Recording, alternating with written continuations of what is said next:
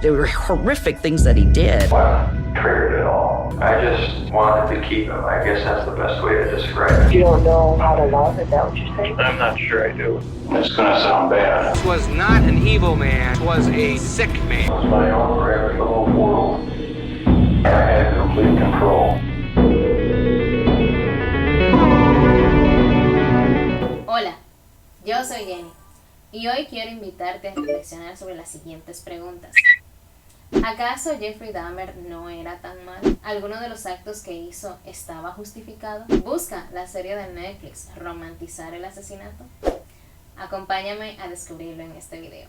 Yo no me extiendo más y vamos a comenzar.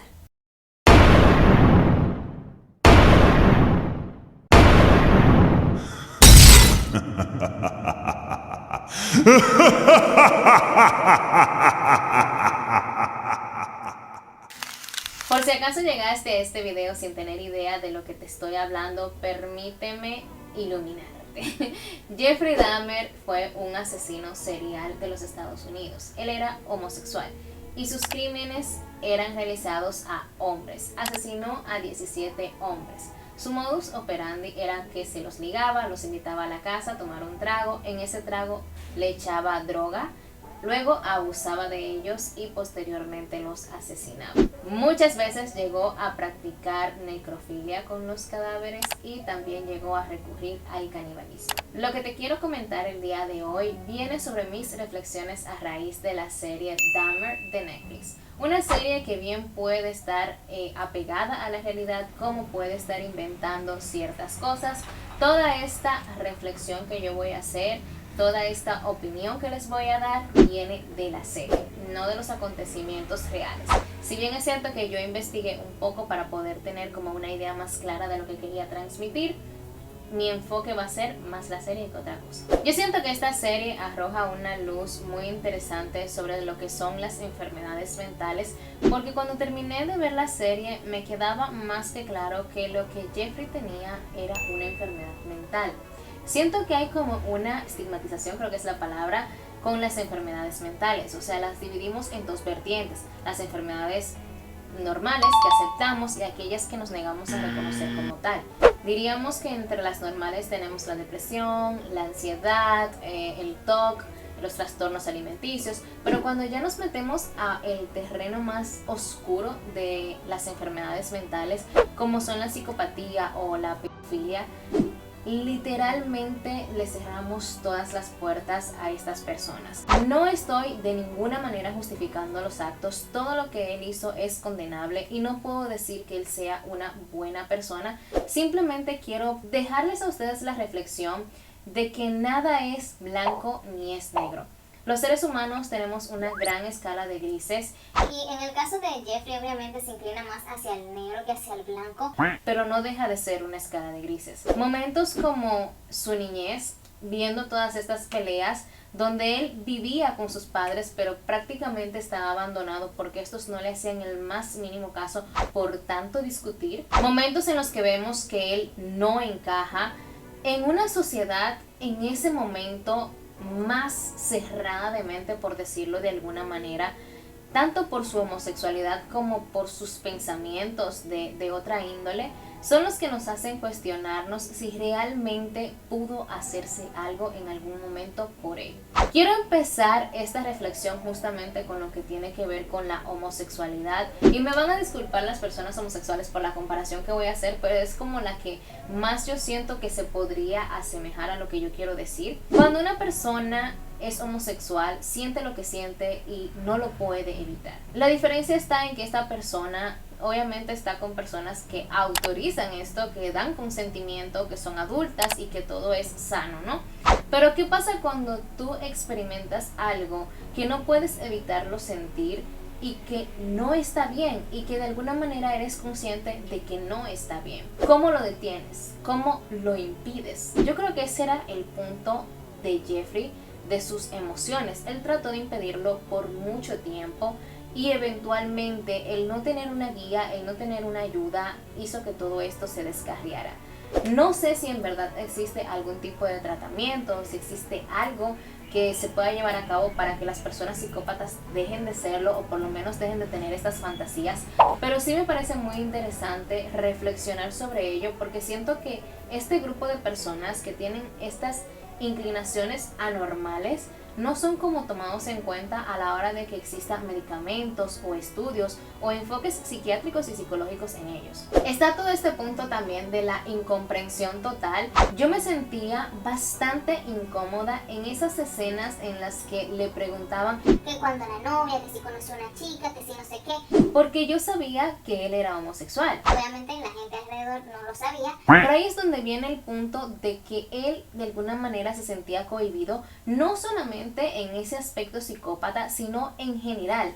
Era una persona que estaba como desconectada de los demás, fuera de la sociedad, no se sentía parte, se sentía como el bicho raro. En un momento intenta decirle a su papá cómo se siente. Y el papá literalmente le pregunta como que si es algo sexual, pues no me lo digas.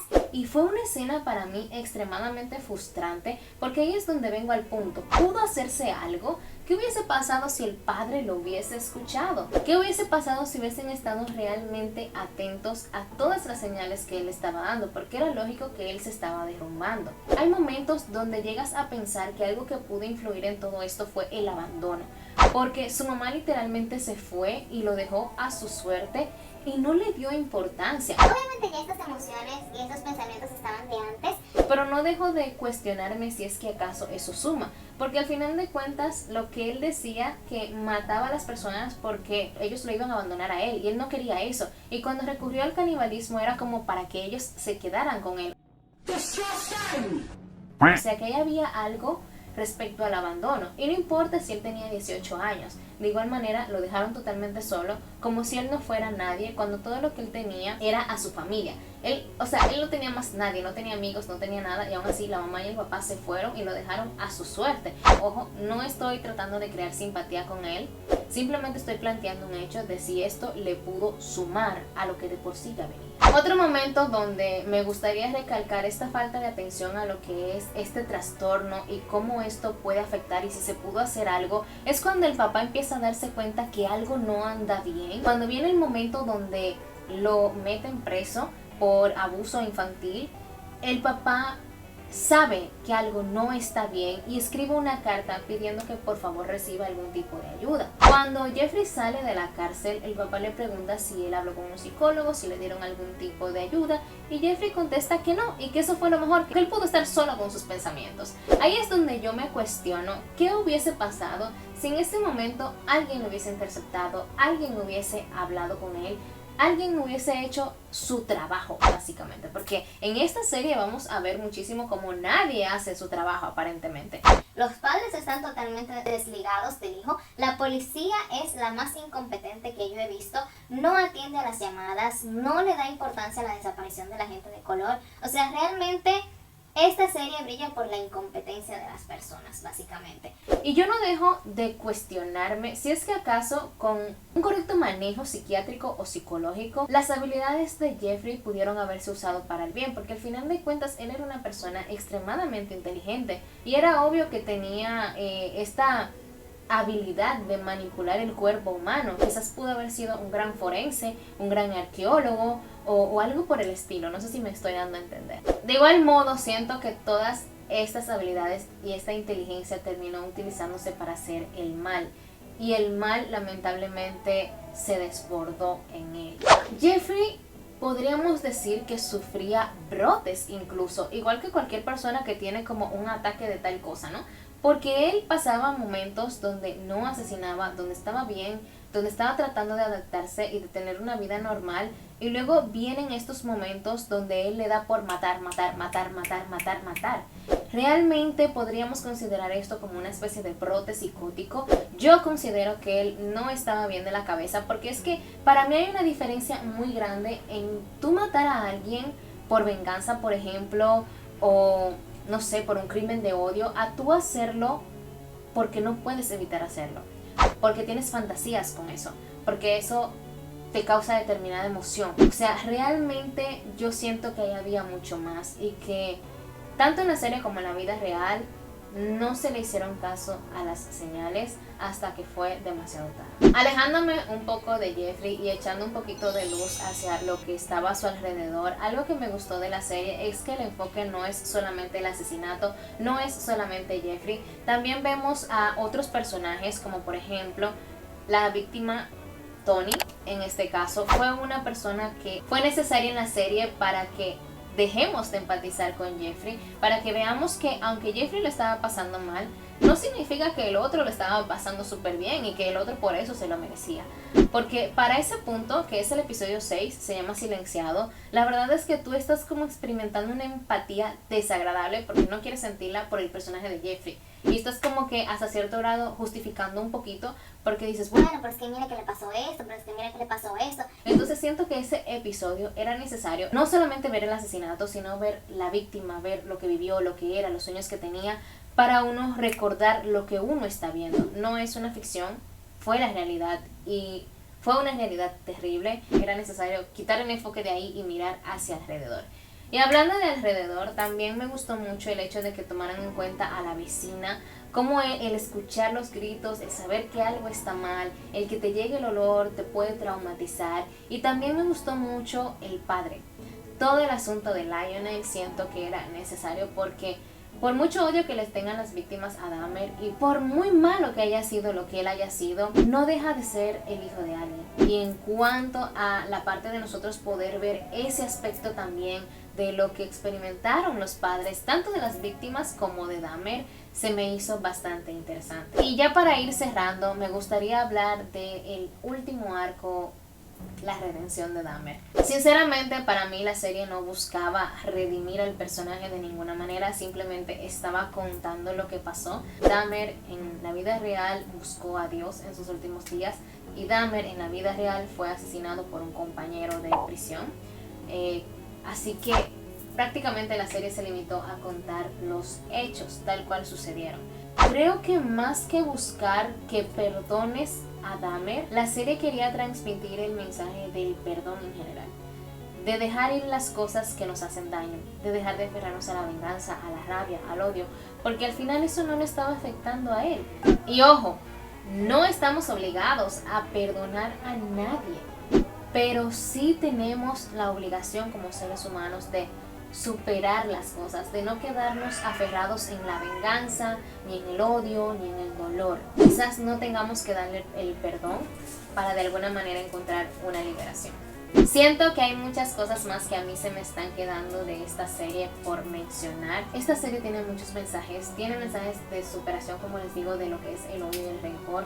También nos demuestra la incompetencia de la policía y cómo el racismo y la homofobia puede cegar a la persona. Porque hubo un momento donde pudieron haber evitado un asesinato, pero para que no se les pegara el ser homosexual, la policía ni siquiera quiso entrar en la casa. Se fue y hasta dijeron que se desinfectaron. O sea, realmente creo que nosotros tenemos que ser más empáticos en todo el sentido de la palabra. Creo que los psiquiatras y los psicólogos del mundo deben intentar comprender de dónde viene esto y cómo podemos detenerlo, y no simplemente limitarnos a condenar a la persona y mandarla a la cárcel y que se pudra ya porque es un monstruo.